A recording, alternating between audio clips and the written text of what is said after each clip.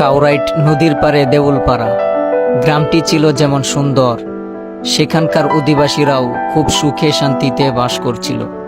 কিন্তু তাদের এই সুখ আর বেশি দিন টিকেনি। এক কালো অভিশাপ ঘিরে বসলো সেই গ্রামটিকে।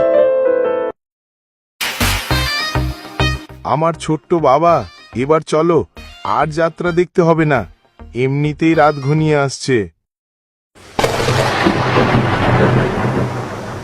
আহারে, যাত্রা দেখতে দেখতে কখন যে রাত হয়ে গেল বুঝতে পারিনি। আবার বৃষ্টির তাণ্ডব শুরু হইয়া গেছে।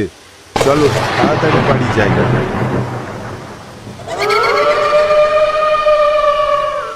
বাবা, তুমি কি কিছু শুনতে পেলে? কোনো আওয়াজ? ওগুলো কিছু না বাবা, রাস্তায় যদি কেউ কিছু বলে তাহলে সাবধান, একদম মুখ খুলবে না কিন্তু।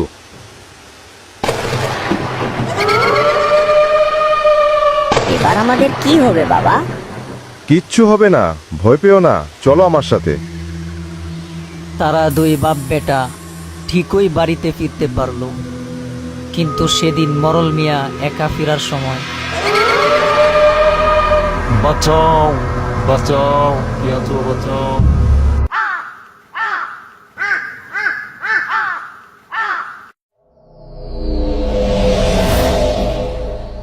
ওগো, শুনছো? তাড়াতাড়ি ঘুম থেকে ওঠো, মোড়ল ভাই মারা গেছে। তোমরা রাতের বেলায় যে গাছটির নিচে ভয় পেয়েছিলে, সেখানে আজ সকালে তার লাশ পাওয়া যায়। এ কি হয়ে গেল? কোথায়? তাড়াতাড়ি চলো সেখানে।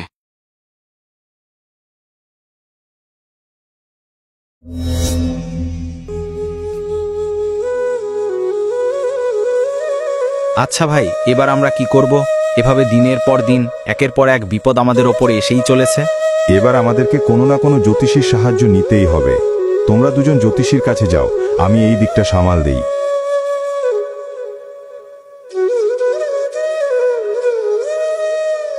আমি জানতাম তোরা আসবি, কিন্তু তোরা অনেক দেরি করা ফেলাইছস।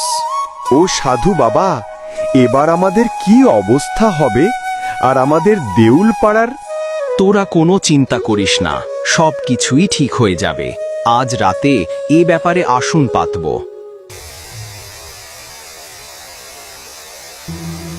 বুদবুদুরে, বুদবুদুরে, জটপট জড়াস, প্রেত নিয়ে এসে যা, পেত নিয়ে এসে যা।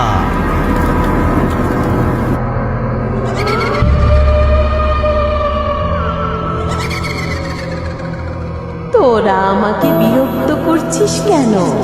কিরে পেতনি, তুই মোড়লকে কেন মারলি? আমি মরলকে মেরেছি শুধুমাত্র প্রতিশোধ নেওয়ার জন্য।